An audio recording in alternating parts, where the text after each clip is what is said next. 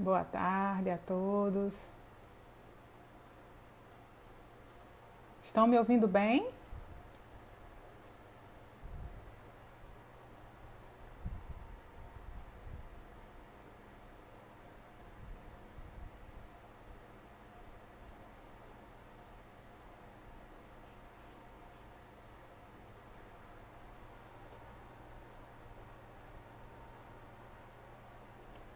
Vamos só esperar mais pessoas entrarem para a gente começar aqui. Nossa convidada já está aqui. Vocês estão me ouvindo direitinho? Tudo certo?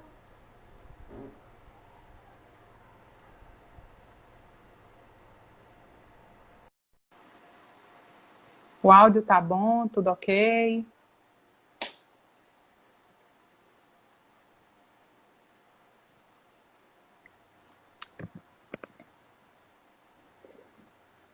Boa tarde, doutora Virgínia. Boa tarde, doutora Rochelle. Tudo bom? Tudo ótimo. E você, tudo bem? Tudo bem. É um prazer poder Vamos. conversar um pouco com todos vocês, viu? O prazer é nosso em tê-la aqui conosco. E vamos só esperar mais pessoas entrarem Tá bom, e a gente dá início à nossa conversa, tá bom. Tô à tá bom? disposição aqui. Tá certo.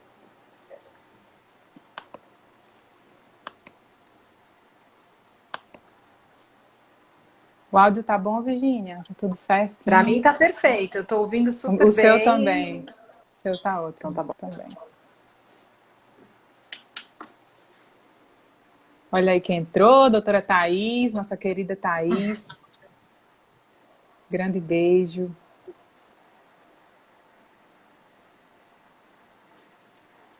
Débora. Coisa boa.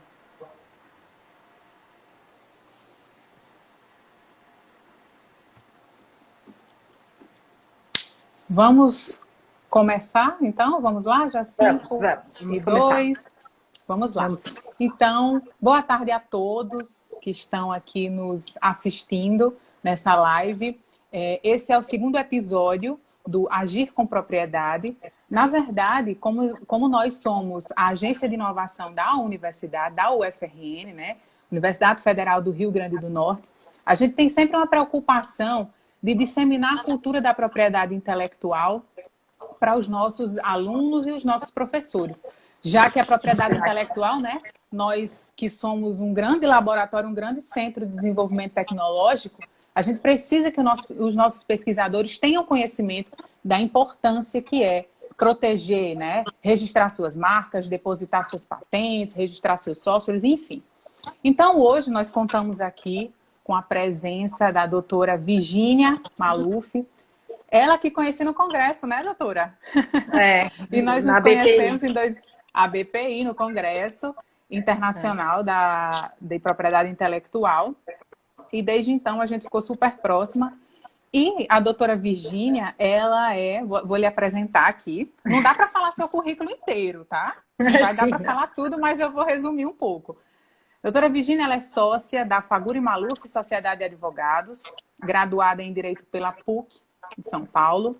Ela é diplomada em Patentes e Criações Industriais pela FGV São Paulo, mestre em Direito Comercial, com dissertação, tema super atual, licenciamento compulsório de patentes pela PUC São Paulo. Ela também é professora assistente da COGEAI, da PUC São Paulo, palestrante, professora convidada de cursos de especialização em Direito Empresarial, enfim, tem uma grande experiência com propriedade intelectual. Então, mais uma vez, muito obrigada pela sua disponibilidade e gentileza de estar aqui conosco.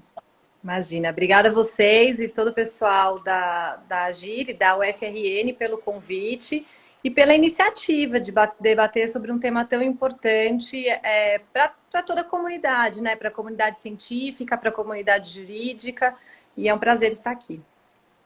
Então, doutora Virginia, o que é que acontece? Dentro desse cenário de pandemia que a gente vive, todos nós aqui estamos vivendo, né, de distanciamento social, enfim, uma doença muito séria, nada melhor dentro da minha área de propriedade intelectual, eu visualizei nada melhor do que a gente levar para as pessoas a importância da propriedade intelectual num momento como esse.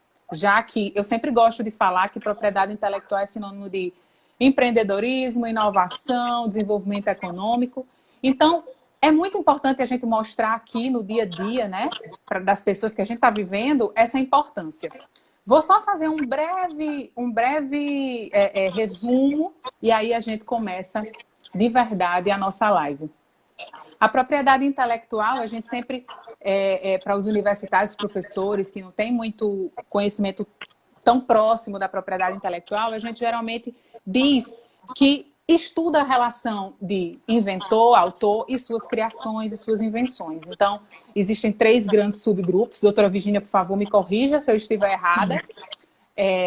Temos o direito autoral, onde estão os direitos do autor, os direitos conexos e os softwares. Vamos falar dos softwares, né, doutora Virginia, aqui? Vamos.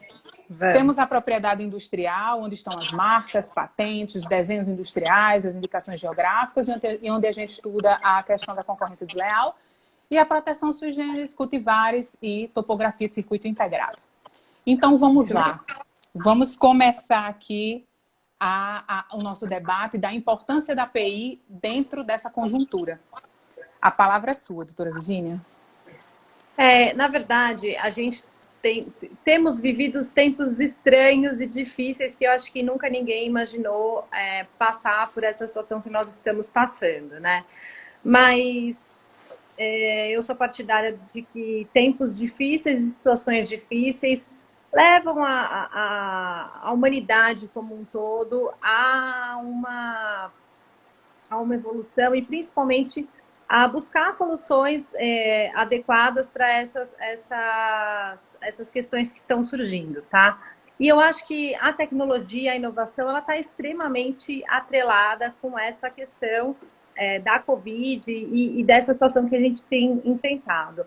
Tanto no que se refere na busca por medicamentos e na busca por aparelhos e instrumentos médicos que possam auxiliar todos nós, né, a enfrentarmos da melhor forma essa pandemia, como na busca de soluções para essa situação de isolamento que estamos vivendo.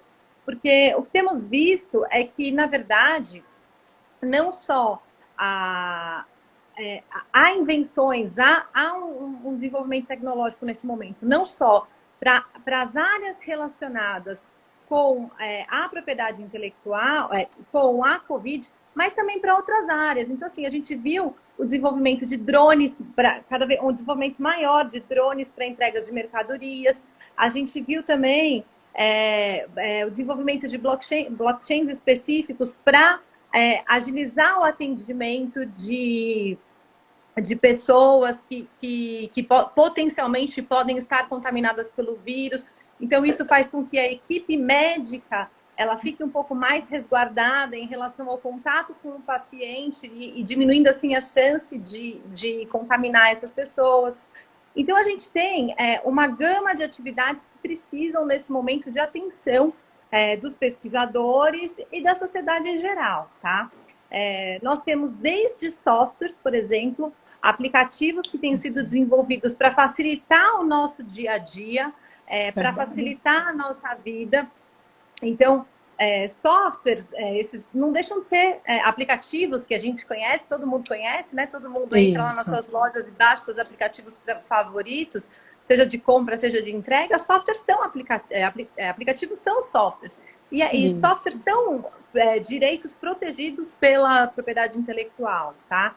Então, todos esses direitos, eles precisam ser resguardados, né?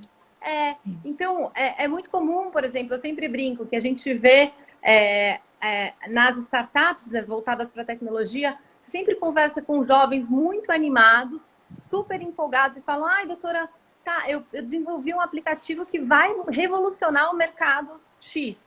Aí eu falo: nossa, que legal, mas quem que desenvolveu para você? Foi uma pessoa que desenvolveu. Ah, tá bom, e cadê o seu contrato com essa pessoa? Doutora, eu não tenho. Como eu não tenho um contrato com essa pessoa? Mal sabe o mundo que está por trás de tudo isso, né? Então, assim, a gente tem que tomar cuidado, porque são situações que o empreendedor, aquela pessoa que quer inovar, ou até as pessoas que estão na universidade, elas querem muito resolver um problema e no ímpeto de resolver, às vezes não conseguem buscar a proteção adequada. Então, são questões que precisam ser levadas em consideração, tá? Então, o software Perfeita a é sua um dos colocação. o software é o primeiro dos exemplos que eu trouxe. Mas, assim, em tempos de crise, em tempos de dificuldade, infelizmente, a gente vê, por exemplo, a nossa indústria sofrendo grandes problemas, grandes consequências decorrentes do uso fraudulento de marcas, por exemplo. A gente vê também a nossa indústria sofrendo, e nossos empresários em geral sofrendo, grandes consequências no uso de, por exemplo, ativos nomes empresariais, marcas, todas essas questões que podem gerar, por exemplo, uma concorrência desleal. Tá? Então, todos esses pontos são relevantes e são pontos que precisam ser atentados. Porque, afinal de contas, as marcas, elas só são, elas só são de fato, de titularidade de uma empresa, de uma pessoa, a partir do momento que elas são registradas no INPI.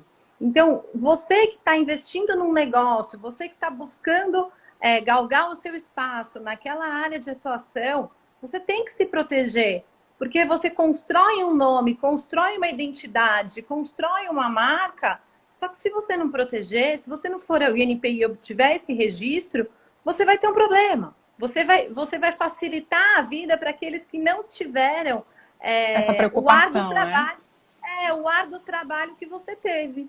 Tá? Então, isso é uma questão que vocês têm que tomar cuidado, que as pessoas têm que tomar cuidado em geral.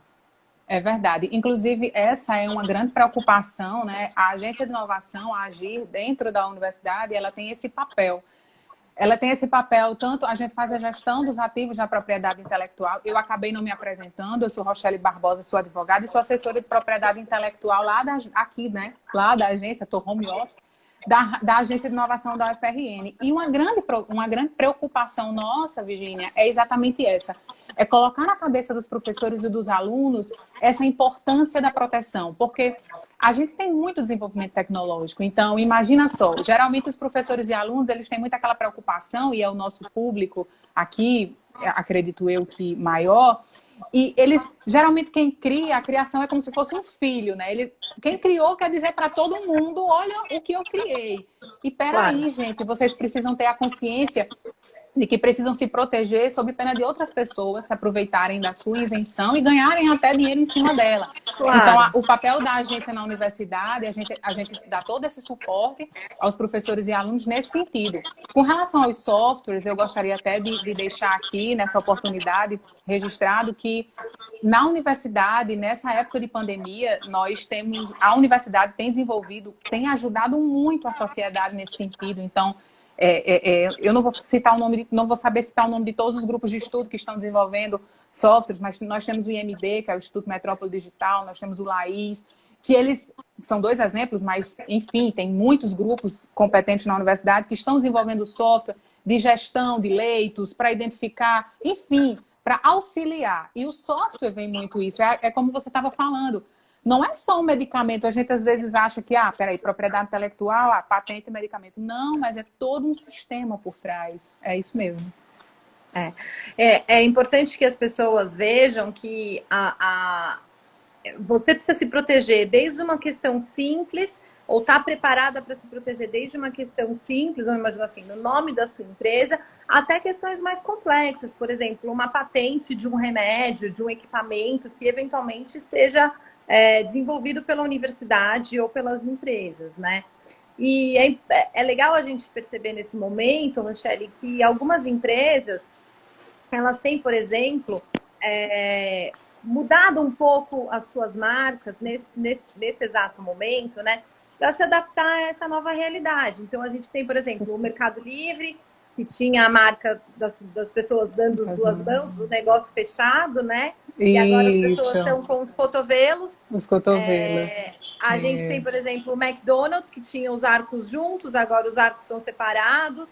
Temos vários exemplos. A NBA, que os jogadores eles estão deitados agora, eles não estão mais arremessando suas bolas. Então, assim, a gente tem várias empresas que estão se adaptando a esse momento de pandemia, para mostrar também eu acho que o lado social, né? Uma empatia para com a população como um todo que está sofrendo com tudo isso que está Exatamente. acontecendo, né? Porque todos nós estamos É sofrendo as verdade. consequências. Uns mais, outros menos, mas todos estamos sofrendo as consequências. Então, eu acho que nesse ponto que as marcas, elas precisam... Entrariam aí, né? Você tem, então, tanto a necessidade de se proteger, tendo em vista que geralmente essas épocas de crise a gente tem um aumento de utilização indevida de marca. E também se Eu fico você tem uma. imaginando, sabe, Virgínia, com relação a isso, me desculpe interromper. Porque muitas vezes as pessoas elas estão cometendo, elas estão infringindo a lei, né, o direito de terceiros, sem nem ter conhecimento. Então, às vezes, vamos agora a máscara, né? Então, quantas empresas vão produzir máscaras e vão pegar marcas de terceiros e vão estampar, ou Sim, vão não, pegar personagens, né? isso já está acontecendo. Se você Exatamente. tem uma delegacia aqui em São Paulo, que atende a seccional ali da 25 de março, do centro, né? Uhum. E essa delegacia, ela já tem feito apreensões de máscaras que estão sendo vendidas com marcas de outras empresas. Então, você tem lá Nike, Adidas, as marcas mais variadas possíveis. Tommy, Louis Vuitton, né? Tommy, Louis Vuitton. E o pior, você tem marcas ainda com os personagens. Então, Mulher Exatamente. Maravilha, Homem-Aranha. Só que tudo isso é protegido. É protegido ou por uma marca, Exatamente. ou você tem um Opa, copyright envolvido, né? Um direito autoral exatamente. envolvido. Então, assim, são situações que a gente tem que tomar cuidado para não violar um direito de terceiro e se conscientizar disso. É verdade. Não, você tem total razão. Eu achei muito bacana essa questão das campanhas publicitárias, né? Porque hoje em dia as marcas elas viram, eu acho que a cada dia elas percebem que elas precisam estar mais próximas dos seus consumidores com relação realmente à empatia, como você falou. Então, hoje, com os diversos meios de comunicação, as redes sociais, você sabe que a coisa mais fácil do mundo é você criticar uma marca. Então, eu acho que elas perceberam essa linha de que a gente precisa mostrar ao nosso consumidor que a gente está preocupado com o meio ambiente, com a saúde, com o contexto que a gente está vivendo de pandemia. Eu achei realmente muito bacana isso. Eu E acho que com nesse relação a... ponto, Pois não. só um parênteses, Rochelle. Nesse Uhum. ponto, recentemente, uma grande marca de roupa, né? Uhum. Ela foi super criticada porque ela colocou no seu e-commerce um conjunto com 2 máscaras por um preço Eu elevado vi. no mercado. E ela foi muito criticada. Todas as pessoas começaram a Eu falar: vi nossa, eu não isso. compro mais dessa marca porque essa marca não tem a menor noção, tá querendo, vamos dizer Se assim, aproveitar do se momento, aproveitar de um né? momento para querer fazer disso um ativo super valorizado que eles possam vender assim de forma bem cara no mercado. Então é uma questão que tem que tomar cuidado. Tem que ter muito cuidado, e aí vai ter opiniões para todos os lados, né? Vai ter os que defendem, não, Sim, essa marca construiu seu nome, que é aí onde entra sim. a importância da marca, aproveitar aqui, né, de falar. A marca, por que registrar as marcas, né? Gente, a marca é como você, como seu negócio é visto no mercado, você fideliza clientes com a marca, então, assim, você agrega valor, né? Aquele velho exemplo do copo do Starbucks. Um copo sem a marca do Starbucks e um copo de café com a marca do Starbucks. Por que é o triplo do preço? Porque agregou valor, ele soube fazer o mercado, soube se posicionar no mercado. Claro. Mas é isso mesmo, né? Então, eu acho que a gente falou muito bem sobre softwares e marcas, e agora vamos entrar ao cargo-chefe aqui, que são as patentes, né? Que dentro desse contexto de pandemia, a gente sempre vê as pessoas falando quebra de patentes, mas um remédio que era para tal finalidade agora vai servir para o combate à Covid-19. Enfim, tem todos esses contextos, e eu acho que aqui é o momento perfeito para a gente tratar sobre as patentes nesse contexto. Por favor. É importante, eu acho que é importante primeiro a gente esclarecer o que são patentes, né? Porque para as pessoas, de uma forma em geral, tem uma confusão do que é marca, do que é patente, e acaba do que é software. e acaba gerando Isso. aí por desconhecimento da população mesmo. Então, assim, patentes são inventos que são que têm certas características, dentre as principais características são a novidade e a aplicação industrial, tá? Ou seja, são inventos que eles têm que ter, eles têm que ser dotados de novidades, eles têm que ser novos, não só no Brasil, mas no mundo inteiro, e que eles recebem uma proteção pelo Estado, tá? Por um determinado período. Então, assim, quando você tem uma patente concedida em seu favor, você não tem o direito de explorar aquele produto, aquele objeto ou aquele processo de forma indefinida pelo resto da sua vida. Não é isso. Você tem um direito temporário, tá? E esse direito temporário que você tem, ele te é concedido pelo Estado. E esse direito te dá a possibilidade de fazer o que a gente chama, né, no juridiquês, o enforcement, de atuar contra terceiros que venham a violar essa sua patente, tá? Então, por exemplo, a gente tem desde um objeto patenteado, como uma máquina industrial, a, por exemplo, um equipamento eletrônico de uma televisão, a eventualmente um medicamento ou um equipamento que se use dentro de uma UTI, que nesse momento tem sido muito importante, tá? É claro que para você ter uma patente concedida, a lei coloca alguns requisitos, ela coloca alguns estándares, e você tem que cumprir esses estándares. Então, você não é simplesmente, olha, eu acho que eu tenho aqui alguma coisa nova, eu acho que eu tenho aqui alguma coisa que pode ser objeto de patente, você vai lá e o INPI, que é o órgão que faz essa análise, te concede o registro. Não, não é isso. Você tem parâmetros e requisitos a serem cumpridos, tá? Eles são analisados e a partir desse momento, a partir da concessão, você é detentor dessa patente, tá? Os prazos de patente, eles são mais longos do que os prazos de marca. Então, a gente tem 20 anos para o que a gente chama das patentes de privilégios de invenção e 15 anos para a patente que a gente chama de modelos de utilidade a contar da data do pedido. Por que as patentes são tão importantes para a gente nesse momento? Porque depois do acordo TRIPS, que é o acordo que a maioria dos países firmou, porque porque é o acordo que estabeleceu, né, a OMC. Então, assim, você tinha na OMC, para você ter a possibilidade de participar da Organização Mundial do Comércio, você tinha que se vincular ao acordo TRIPS. Então, era, vamos dizer assim, um conjunto. Então, a maioria dos países, ele tem um acordo, eles estão vinculados ao acordo TRIPS. O acordo TRIPS, ele determina que você tenha estándares mínimos de proteção à propriedade intelectual. E dentre os estándares mínimos de proteção à propriedade intelectual, você tem a possibilidade de registro de medicamentos. Porque antes de TRIPS, muitos países, inclusive o Brasil, não tinha nenhum tipo de proteção a medicamentos, tá? Exatamente. Tem uma super discussão se você ter ou não ter uma proteção a medicamentos faz com que você desenvolva uma indústria forte na área de medicamentos. Eu sou partidária de dizer que não, porque o Brasil teve tantos anos assim, a impossibilidade de registro de medicamentos e nem por isso a gente conseguiu desenvolver uma indústria forte nesse setor, tá? Mas, então, a lei, a partir de 96, com a nova lei da propriedade industrial, que já não é tão nova assim, em decorrência do acordo TRIPS, a gente passou a permitir a patente de medicamento. E a patente de medicamento, ela é concedida, a maioria das vezes, né, sempre, vou dizer assim, como privilégio de invenção, tá? O que acontece? Quando você vive um momento como o nosso, a gente tem uma questão que se coloca muito, e a imprensa coloca muito isso, olha, mas tem que ter a quebra da patente. Isso aconteceu muito no começo dos anos 2000, com a questão do coquetel de anti-AIDS, tá? Então, naquela época, a gente teve muita discussão, porque o Brasil tem um programa riquíssimo de combate à AIDS, ele fornece os antirretrovirais necessários para a maioria das pessoas. Isso. Então, naquele momento, o que aconteceu?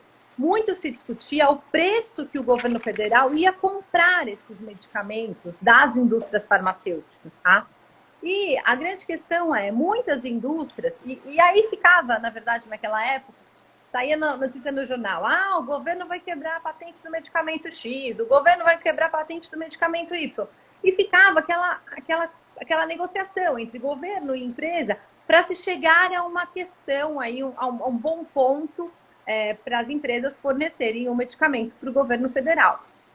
É claro que os medicamentos eles têm um custo alto, porque eles têm um custo alto de desenvolvimento. Tá? É muito caro. Mas, por outro lado, é claro que a saúde é um bem e é um direito super importante para todo mundo. Então, sob esse aspecto, ainda lá na época da questão do HIV, tínhamos as primeiras notícias. Vai ter a quebra da patente do medicamento tal, vai ter a quebra da patente do outro medicamento. E o que aconteceu foi que, de fato, o Brasil implementou essa quebra de patente que a gente chama no mundo jurídico de licença compulsória.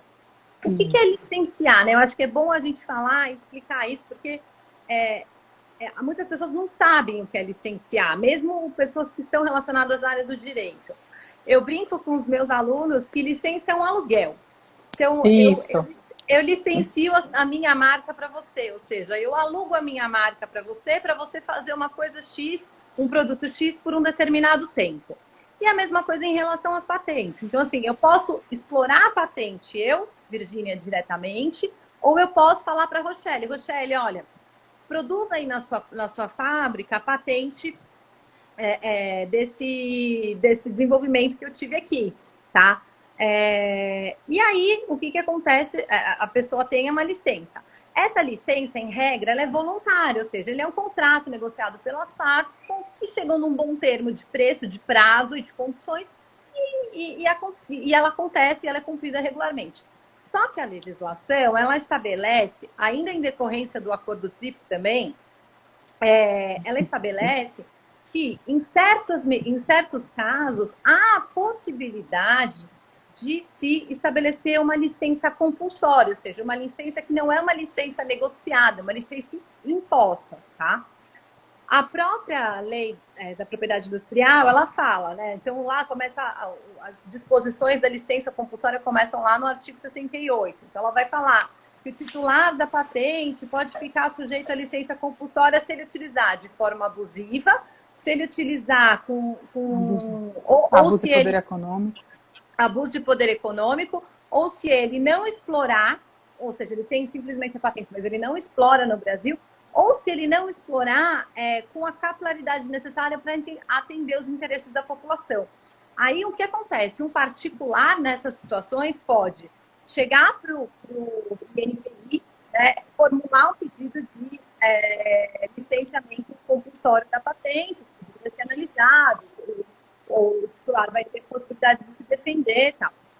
Outra possibilidade que a lei estabelece é a licença compulsória do artigo 71, que ela fala em caso de emergência nacional e interesse público. E essa é a hipótese que a gente tem como exemplo lá do medicamento da AIDS, que a gente teve de fato uma licença. A licença compulsória não é novidade no Brasil. A gente teve o caso do Efavirenz, tá? O Efavirenz, ele teve um decreto de licenciamento compulsório da época do presidente Lula, e depois esse decreto foi renovado, ou seja, nós tivemos, vamos dizer assim, 2 blocos de licença compulsória do Efavirenz, e é o caso que a gente tem a maior possibilidade de acontecer agora, porque nós temos um decreto de emergência nacional, tá? Esse decreto de emergência nacional, ele foi promulgado, se não me engano, em fevereiro ou março, que é o Decreto-Lei 13.986, ou seja, a gente tem uma situação de emergência mesmo, e essa situação,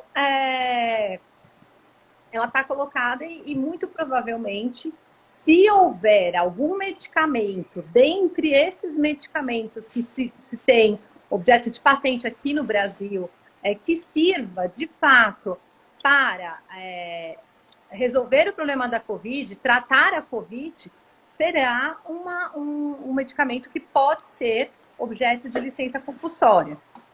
Essa licença compulsória do artigo 71, ela é decretada, tem que ter um decreto, tá? E ela foi,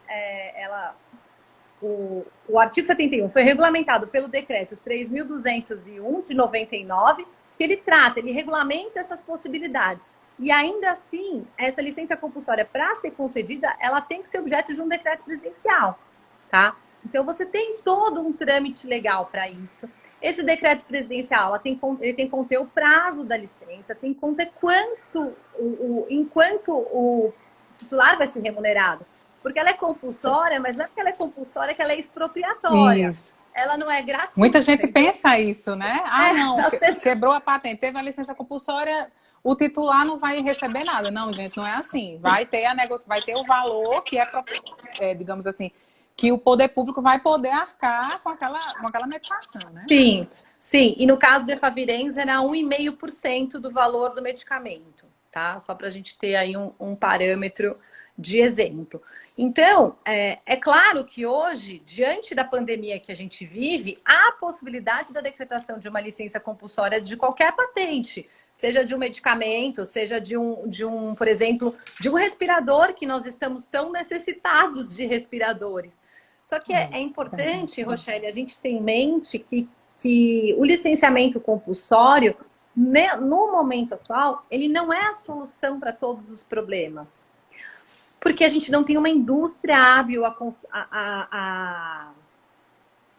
produzir todos os medicamentos. Então, a gente é muito dependente da China e da Índia, e não só nós, o mundo todo é muito dependente da China e da Índia de insumos para medicamentos. Então, uma decretação de uma licença compulsória pode ser que, num primeiro momento, a gente não consiga comprar os insumos necessários para atender a demanda interna para a produção desses medicamentos. Então, tem que tomar um pouco de cuidado com isso. As medidas, elas têm que ser tomadas com cautela. Por isso Inclusive, que eu acho... tem uns projetos de lei, né, Virgínia? Sim. Que tem umas coisas meio... Tem o PL, que é o 1462, que eu acho que é de 2020, que é do Alexandre Padilha, se eu não me engano. Esse projeto de lei, ele muda um pouquinho a dinâmica da concessão da licença compulsória. Então, o que ele fala? Ele fala, olha, a licença compulsória ela vai ser concedida a partir do momento em que houver a decretação do estado de emergência nacional, seja de emergência nacional ou internacional. Então, por que eu sou contra esse PL? Primeiro, porque a gente tem uma legislação que regula. Nós já vimos que a nossa legislação regula de forma positiva, que funciona, porque já aconteceu. Teve um caso de sucesso, né? Digamos assim. É isso. Então, se aconteceu, é porque dá certo. Então, você tem um projeto de lei para alterar esse projeto, ele independe da parte mostrar que se ela de fato tem ou não tem capacidade de atender o mercado. Então você coloca, vamos dizer assim, no mesmo saco todo mundo. Então, aqueles que podem atender o mercado, aqueles que não podem atender o mercado, aqueles que o governo poderia comprar por um preço que o governo entende competitivo, aqueles que o governo não conseguiu negociar e que é um preço muito mais alto, você põe todo mundo na mesma bandeja. E você não pode nivelar todo mundo pela mesma bandeja, porque as coisas não são assim, né? As situações são diferentes, elas têm que ser analisadas com cautela, né? Então, eu acho que é um projeto de lei um pouco inócuo nesse momento. É verdade. E eu estava vendo também dados da OMS que, assim, as tecnologias... Não existe, acho que até o Beni, né, acho que você assistiu também a live dele, estava falando que não existe no mundo nenhuma patente hoje que obstacularize o desenvolvimento de soluções para a Covid-19. Ele falou, eu achei esse dado super importante. Então, esse projeto de lei não teria efeitos muito práticos também dentro desse panorama, né? É que, na verdade, o que a gente tem hoje, Rochelle, é assim, com certeza, eu não sou vidente no assunto, mas muito provavelmente, num curto prazo, os medicamentos que serão eficazes para a Covid são medicamentos que a gente já conhece. Porque para você buscar um medicamento do zero, você precisa de muito tempo, você precisa de muitos testes de toxicidade, você precisa de muitos estudos. Então, assim, é muito mais fácil um medicamento que você já conhece, que atue de forma similar em doenças similares, servir para a COVID do que você simplesmente desenvolver um medicamento do zero.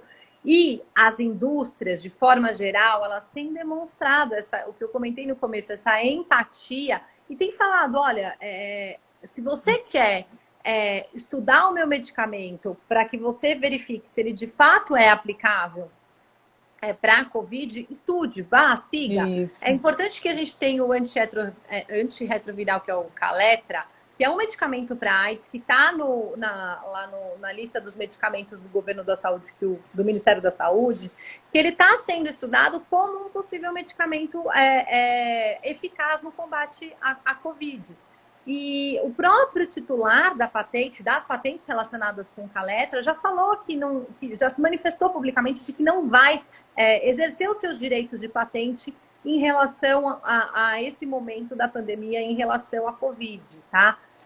Lá no site da Organização Mundial da Propriedade Intelectual, então, para quem não conhece, a OMP, que a gente chama, né, que é a Organização Mundial da Propriedade Intelectual, ela é um braço da Organização das Nações Unidas, tem sede lá em Genebra, na Suíça, e lá no site deles, que é o .org, desculpa, eles têm uma lista de ações dos particulares, o que os particulares estão fazendo para combater a epidemia ou para tentar buscar uma solução para essa epidemia. E aí a gente tem desde a Amazon, que está compartilhando as patentes, Muitas empresas, né, Virginia? Muitas empresas. Eu vi que a IBM, eu vi uma notícia que a IBM está disponibilizando mais de 80 mil patentes que eles têm disponíveis, a titularidade, né? Para exatamente nessa corrida, para achar a solução, para ajudar de alguma forma. Acho muito bacana esse lado, realmente, né? As empresas, elas têm que atuar de alguma forma para mitigar os efeitos disso, seja efeitos na saúde, como efeitos de forma geral. Então, a Amazon tem feito ações, a Apple tem feito ações, e mesmo as indústrias farmacêuticas. Então, a Novartis disponibilizou material de testes antivirais in vitro, porque eu entendo que sejam materiais complexos e materiais que nem todo mundo tem acesso. Então, nesse momento, a Novartis está disponibilizando esse material para essa finalidade. A Intel também tem disponibilizado patentes. Então, assim, a gente tem um momento em que as empresas estão ajudando. E como não tem nenhum produto, nenhum medicamento que seja comprovadamente eficaz em relação à COVID, e as empresas que estão testando não estão testando medicamentos com o intuito... Não é que não querem ganhar dinheiro, mas eu acho que quem falar no mundo, quem sair hoje para as nossas bilhões de pessoas que tem no mundo e falar, olha, tem uma solução para esse problema, e quero eu lucrar acho que o mundo inteiro será grato o resto do tempo, entendeu? É verdade, Então, é verdade. é uma situação excepcional e as empresas estão entendendo essa situação excepcional. É verdade. E tem um outro assunto que eu acho que cabe bem, vem bem a calhar aqui na nossa discussão, exatamente pegando o gancho do que você está falando, que realmente você tem razão. Pegar medicamentos, substâncias que já são de conhecimento, né, que já teve eficácia para algumas doenças e tentar aplicar no COVID, e é tanto que a gente vê muita notícia nesse sentido.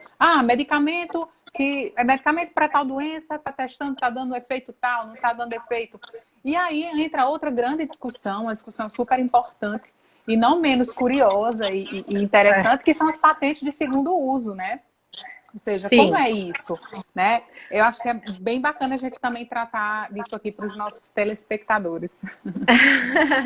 Então, as patentes de segundo uso também são um tema muito interessante, porque é muito comum você perceber, e a gente tem vários casos, desde casos para medicamentos mais, em tese, seriam mais simples, para doenças mais simples, como medicamentos que têm um efeito estético. Então, por exemplo, eu vou usar um exemplo aqui que eu não sei se a maioria das mulheres conhece, mas existe um colírio, cuidado, não vão comprar na farmácia aí a torta direito. Existe um colírio que chama Latice, que se você colocar na sua sobrancelha, ele vai crescer pelos na sua sobrancelha. Então, ele corrige falhas, ele tem como efeito secundário o crescimento de pelos.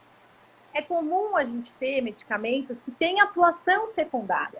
Então, desde a aspirina, que ela era um remédio para dor, para inflamação, e que hoje é muito usado na questão da coagulação. Ele é um anticoagulante. Então, assim, tem vários medicamentos, se percebe com estudos que eles têm outro uso, ou seja, eles têm uma outra finalidade medicamentosa além daquela prevista inicialmente, tá? E esses medicamentos, é por isso que é tão importante, assim, que a gente... as pessoas estão levantando muito essa questão da licença dos medicamentos de segundo uso, porque é muito provável esses medicamentos vão ter um efeito na Covid. Então, a gente tem o Remdesivir, que também é um remédio que foi criado, que foi desenvolvido, na verdade, para tratar o ebola, e que tem se mostrado em alguns estudos eficiente. Entra aí também a questão da cloroquina, que apesar de ser um medicamento bem antigo, não patenteado, ele é um medicamento que também pode ter um efeito de segundo uso, está sendo estudado, né? Nós não somos médicos aqui, nem pesquisadores para dizer, mas que está sendo estudado com uma possibilidade de atuação contra a Covid. Então, há a possibilidade de que esses produtos que são objeto de patente ou não são objeto de patente, eles tenham uma atuação eficaz em relação à Covid.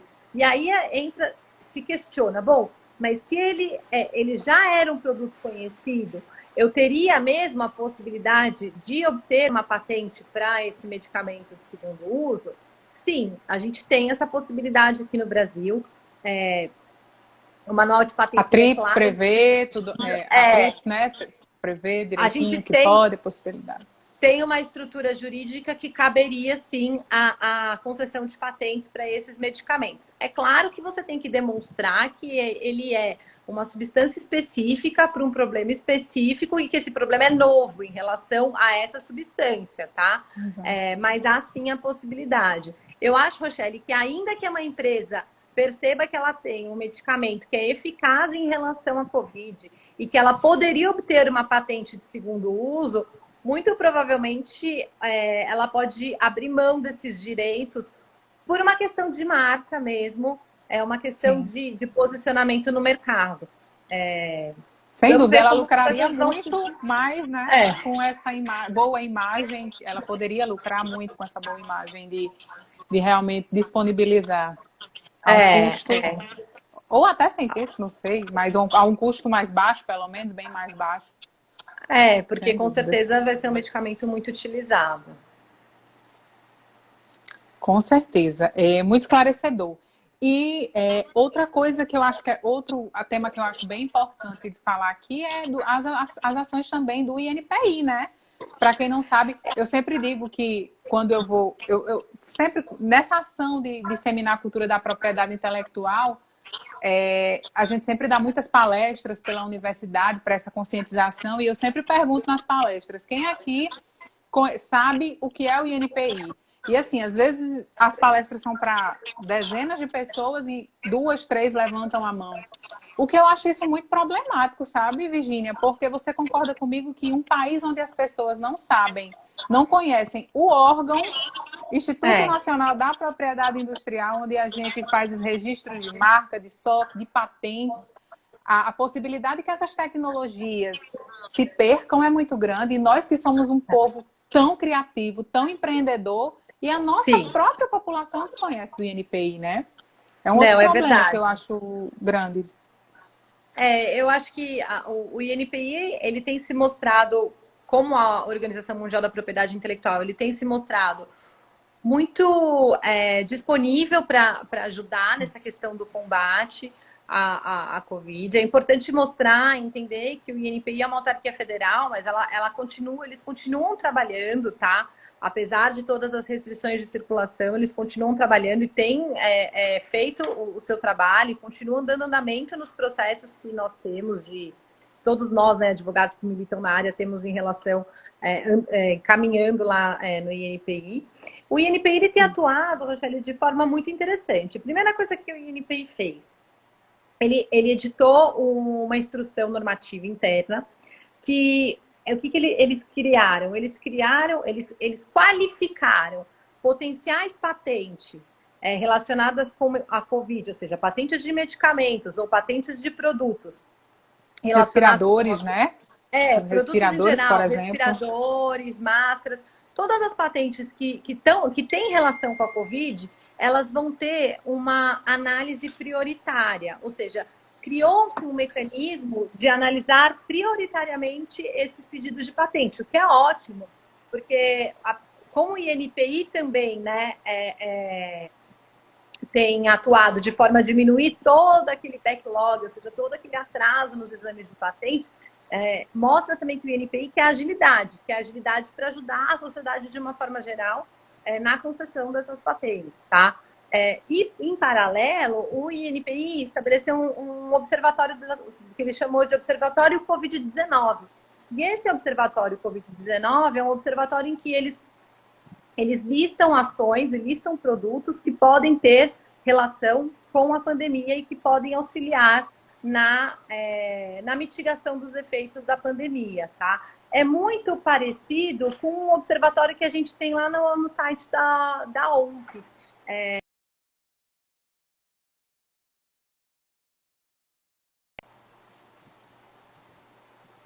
Cada escritório de propriedade intelectual pelo mundo que a OMP esteja vinculada.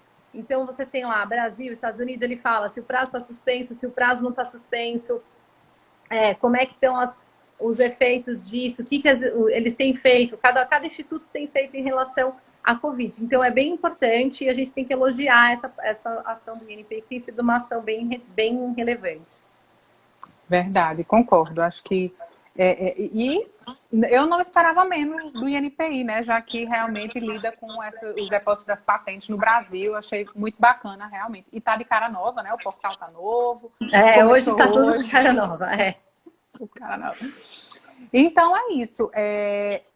Gostaria de falar aqui também, né, sobre a questão da universidade com relação às patentes, Virginia, até a título de conhecimento de todos que nos assistem.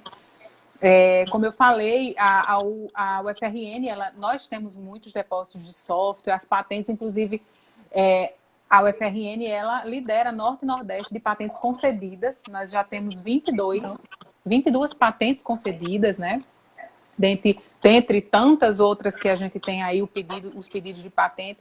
Enfim, eu acho que essa nossa conversa foi muito bacana, até porque o grande número de depositantes, de titulares, né? Titular é a UFRN, de pesquisadores que nos procuram são da área da farmácia, uma grande parte desses pesquisadores.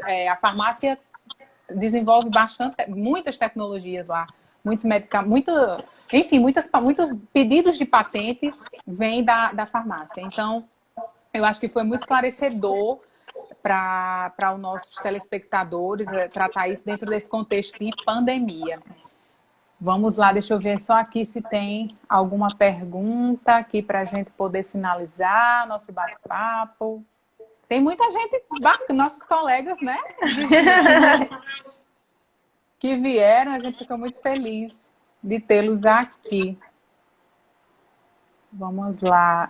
Os prazos realmente estão suspensos, né? E tem uma pergunta aqui, o INPI que está com os prazos suspensos, vocês entendem que podemos ter algum impacto? As publicações estão normais? Acho que suspensão e impacto sempre é muito possível, né? Mas qual a sua opinião? Eu acho que o INPI, apesar de todas as questões relacionadas, ele tem mantido a estabilidade das suas atividades, né? Então, é claro que em alguns casos você depende de uma manifestação de um terceiro no processo, e aí se esse terceiro não se manifesta, você também não consegue se manifestar. E aí a questão do prolongamento do prazo, ele tem um impacto nesse sentido, mas no que depende do INPI... eu tenho visto o INPI muito... As revistas, tudo muito bem rápido, direitinho, né? As publicações, é verdade. Muito completo, tá bom? Queria agradecer vocês da UFRN, da AGIR, todo mundo aí da agência, Eu acho que é importante sempre ter um debate, sempre ter uma troca de ideias. Eu estou à disposição para o que vocês precisarem. Agradecer você, Rochelle, e a todos que participaram aqui dessa live, aqui com a gente. Algumas pessoas eu conheço, outras não, mas queria agradecer a todos vocês. Nós que agradecemos pelos seus conhecimentos aqui compartilhados. Sem sombra de dúvida, é o primeiro de muitos debates, muitos encontros.